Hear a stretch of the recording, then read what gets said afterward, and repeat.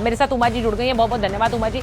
उमा जी, अयोध्या में ध्वजारोहण हो रहा है जिसकी तस्वीरें मैंने दिखाई हैं, उधर बंगाल में फिर से बाबरी की मांग हो रही है, आप कैसे देख रही हैं इसे? दोनों बातों की कोई तुलना नहीं है, लेकिन एक बात है हाँ, कि इस बात को बंगाल में छेड़ना, अभी छेड़ना, और जिस बात को पूरे देश के लोगों ने सम्मान के साथ स्वीकार किया है, राम मंदिर के निर्माण को जी, उसके समय पर इस बात को छेड़ना, ये देश के सांप्रदायिक सद्भाव को बिगाड़ने की एक बहुत घिनौनी साजिश है। और इसलिए ऐसी इमारतें भी ध्वस्त हो जाएंगी और ऐसी सरकारें भी ध्वस्त हो जाएंगी। इसलिए मैंने तो ममता बनर्जी से बार बार अपील की है मैंने कि आप स्वयं इस चीज को रोकिए। मैं उमा जी इमारत तो बचेगी ही नहीं, ममता बनर्जी की सरकार भी नहीं बचेगी। ममता बनर्जी की सरकार भी नहीं बचेगी कह रही उमा भारती जी। उमा जी, आपने कहा था कि बाबर के नाम से बनी हुई इमारत का वही हाल होगा जो 6 दिसंबर को अयोध्या में हुआ था। मैंने अभी पढ़ा भी उसे, ईंट भी गायब हो जाएगी। अब लोग कह रहे हैं कि क्या उमा भारती धमकी दे रही हैं? ये धमकी नहीं है मेरी, ये वास्तविकता है जो मैं बता रही हूँ। ये वास्तविकता आप लोगों ने अपनी आंखों से देखी है। नहीं, मैं गिराने की धमकी नहीं दे रही, मैं तो उसमें नीचे आपकी अपील तो देखिए मेरी। मैंने कहा ना कि ममता बनर्जी स्वयं इसको रोक ले। ममता बनर्जी रोक लें, लेकिन फिर से 6 दिसंबर वाली याद दिलाना, आपको लगता है कि क्या ये तनाव पैदा करने वाली कोशिश है? आपने ममता बनर्जी का जिक्र किया, क्या इससे तनाव फैलेगा? क्या कहना चाहेंगे उसे? देखिए, 6 दिसंबर है, ध्वजा फहराई जाएगी। अब उसी समय एक उन्हीं की पार्टी का है ना ये विधायक जो बोल रहा है। जी जी जी, उन्हीं का। तो वो इन चीजों को इनके लिए अपनी जिम्मेवारी समझे ना ममता दीदी।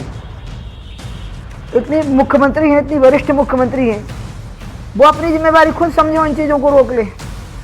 मुसलमान नहीं पसंद करते इन बातों को। अगर पसंद करते होते तो इतनी शांति से शिलान्यास हुआ, मंदिर का उद्घाटन हुआ, सब कुछ शांति से हो गया। धारा 370 का भी जैसे इधर बिठा रखा था, प्रेम से धारा 370 हट गई। कश्मीर के मुसलमान खुश हैं। हम लोग मुसलमानों को ठीक से समझ नहीं पाए, ममता जी भी समझ नहीं पा रही हैं। देखिए, बहुत बड़ी बात कह रही है उमा भारती। वो कह रही है मुसलमानों को ठीक से समझिए, वो ये तनाव नहीं चाहते। मेरे पैनल पे भी जो हैं मेरे मेहमान, जरा उसे सुनिए। उमा जी, मुसलमान बाबरी का तनाव नहीं चाहते, आप ये कह रही हैं मुसलमान भी कोर्ट के फैसले का सम्मान करते रहे हैं और इसीलिए वो ये तनाव नहीं चाहेंगे? हाँ, करते हैं, क्योंकि उत्तर प्रदेश में बहुत बड़ी मुस्लिम समाज की संख्या थी। कोई 6 दिसंबर की घटना के बाद अयोध्या की तरफ कोई कुछ नहीं किया था।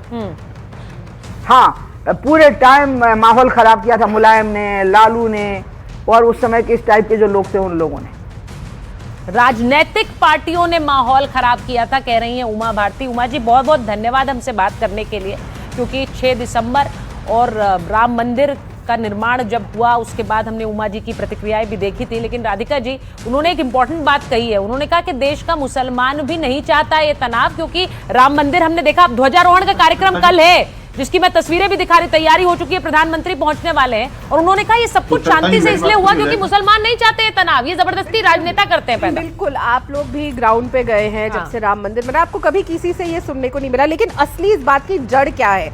जड़ ये है, पहले तो प्रधानमंत्री जी से नफरत, दूसरी नफरत की राम मंदिर का सपना पूरा हुआ जो हमारा 500 साल का स्ट्रगल था, तीसरा जो तृणमूल कांग्रेस की सबसे बड़ी दिक्कत है क्योंकि उनका वोट बैंक सारा फिसल गया। मेरे सामने एक न्यूज है, हावड़ा के बंगलपाड़ा में अधिकांश घरों में लटके ताले, 80% बांग्लादेशी घुसपैठी। जब वहां पे ईसी गई तो सब घरों पे ताले। और वही नहीं, कलकत्ता की 2 लाख आबादी वाली गुलशन कॉलोनी में बीएलओ गए, वहां भी नहीं मिले वोटर, 20% भी वहां वोटर नहीं मिले।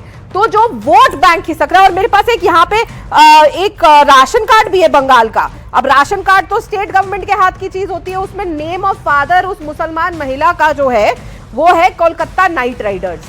ये हालात हैं और ये जब सामने आ रहा है, और क्योंकि एसआईआर के जरिए सारे बांग्लादेशी बाहर होंगे, और हम नहीं कहते कि बंगाल में बांग्लादेशी है। स्वयं 20 साल पहले ममता बनर्जी ने एक हड़कंप मचाया था संसद में। संसद में स्पीकर के ऊपर कागज पे कागज फेंके थे, चिल्लाई थी, बिलबिलाई थी, रोई थी कि मेरे बंगाल में बांग्लादेशी घुसपैठी है।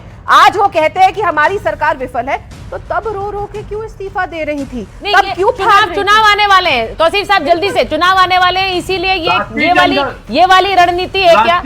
मुसलमान वोट के लिए हो रहा है क्या? 125 सीटें हैं जहाँ पर मुसलमान निर्णायक है। राष्ट्रीय जनगणना कब होगी? तौसीफ जी से पूछ रही हूँ। अनाउंसमेंट हो रही है, हर साल से शुरू हो रही है, अखबार नहीं पढ़ते। एक सेकंड तौसीफ जी, जल्दी से बोलिए। ये अरे 21 में होनी थी ना, बाद में तौसीफ जी, पढ़ता हूं। मुमताज जी, कोरोना के बीच में ये करें, एक मिनट, कोरोना के बीच में हम राष्ट्रीय जनगणना करें।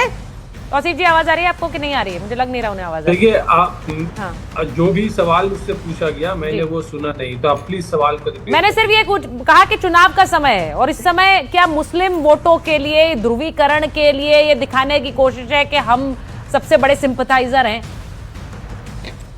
नहीं, देखिए ये बात कहना जायज नहीं है। चुनाव का ही समय में राम मंदिर का इनॉग्रेशन कर दिया गया था, उसको कंप्लीट कंस्ट्रक्शन होने के बावजूद, मतलब कंप्लीट कंस्ट्रक्शन नहीं हुआ बावजूद उसकी इनॉग्रेशन कर दिया गया कि चुनाव का मामला था। हाँ। तो अब अगर आप उसी चश्मे से देखेंगे तब तो आप बोलेंगे क्या भाई ये जस्टिफाइड है?